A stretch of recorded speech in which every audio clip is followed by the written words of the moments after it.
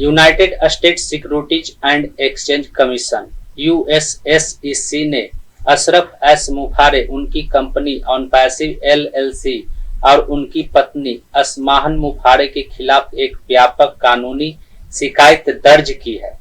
यह महत्वपूर्ण कानूनी कार्रवाई एक बड़े घोटाले को उजागर करती है जिसने मुख्य रूप से भारत में अनजान निवेशकों से लाखों की ठगी की है और दुबई तक फैले इसके संचालन के बारे में चिंताएं पैदा करती है। फ्लोरिडा के मध्य जिले में दर्ज की गई शिकायत में सावधानी पूर्वक वर्णन किया गया है कि यह एक परिष्कृत मल्टी लेवल मार्केटिंग एमएलएम योजना है जो एक अभिनव कृत्रिम बुद्धिमत्ता एआई प्रौद्योगिकी उद्यम के रूप में सामने आई है।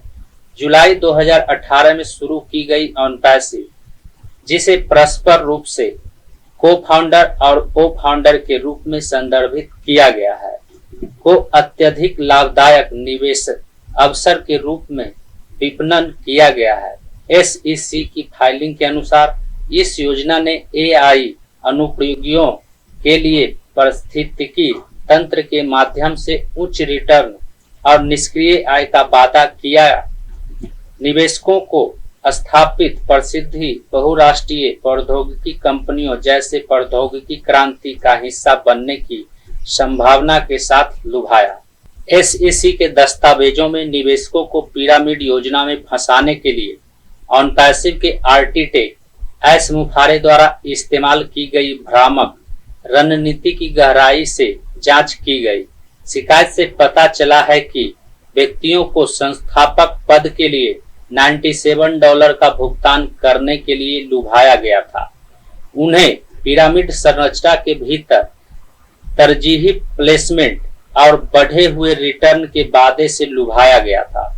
शिकायत में स्पष्ट रूप से कहा गया है कि इस शुरुआती पक्षी पदोन्नति का लाभ उठाने वाले निवेशकों को पिरामिड में उच्च प्लेसमेंट और बाद में निवेशकों की तुलना में अधिक रिटर्न का आश्वासन दिया गया था, जो योजना के मूल रूप से भ्रामक आधार को रेखांकित करता है। ऑनपैसिव की धोखाधड़ी गतिविधियों का दायरा, जैसा कि एसईसी की शिकायत में विस्तृत है, केवल अमेरिका और भारत तक ही सीमित नहीं था, बल्कि इसने दुबई तक अपनी भ्रामक पहुंच भी बढ़ा दी थी। हालांकि दस्तावेज में स्पष्ट रूप से दुबई के अधिकारियों की संलिप्तता का उल्लेख नहीं है, लेकिन यह उन महत्वपूर्ण लेन देन पर प्रकाश डालता है जो इस घोटाले को इस क्षेत्र से जोड़ते हैं।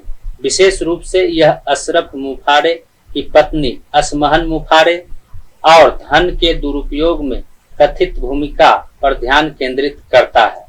शिकायत में अशरफ मुखारे पर निवेशकों के पैसे की बड़ी मात्रा को अपनी पत्नी असमाहन के नाम पर भेजने का आरोप लगाया गया है। धन का यह हस्तांतरण केवल सीधे हस्तांतरण तक ही सीमित नहीं है, बल्कि इसमें व्यक्तिगत उपयोग के लिए इस निधियों और क्रिप्टो करेंसी में बदलना भी शामिल है।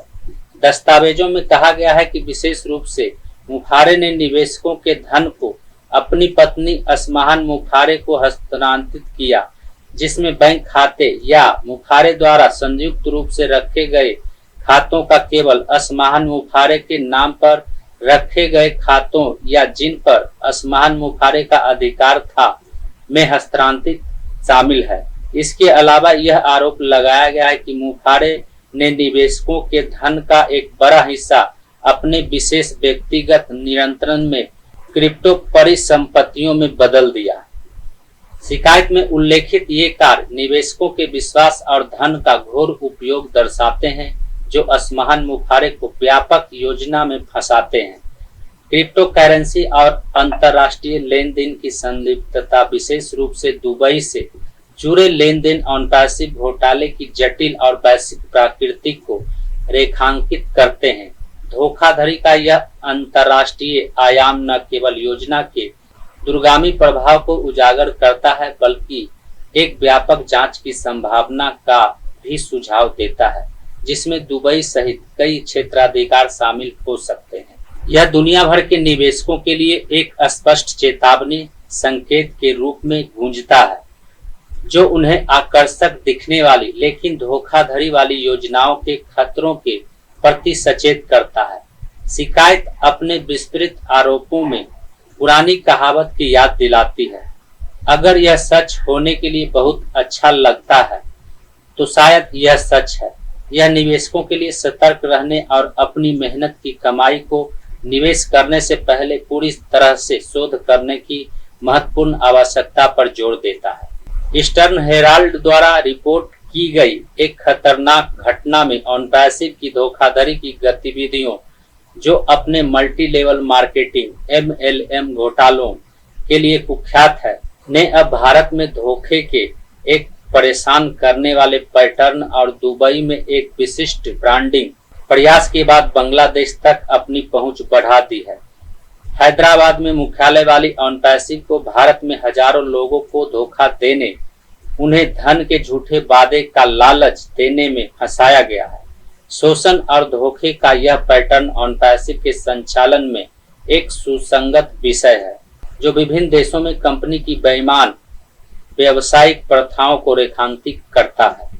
रिपोर्ट में आगे खुलासा किया गया है कि अंतर्राष्ट्रीय स्तर पर पहचाने जाने वाले धोखाबाज एस मुफारे, जिन्हें एस मुफारे के नाम से भी जाना जाता है, के नेतृत्व में ऑनपैसिव अपनी भ्रामक योजनाओं को आगे बढ़ाने के लिए डिजिटल युग का फायदा उठा रहा है। बांग्लादेशी अखबार ब्लिट्ज के अनुसार कंपनी का व्यवसाय मॉडल पोजी स्कीम के तहत मूल रूप से सदस्यों के निरंतर भर्ती पर निर्भर करता है।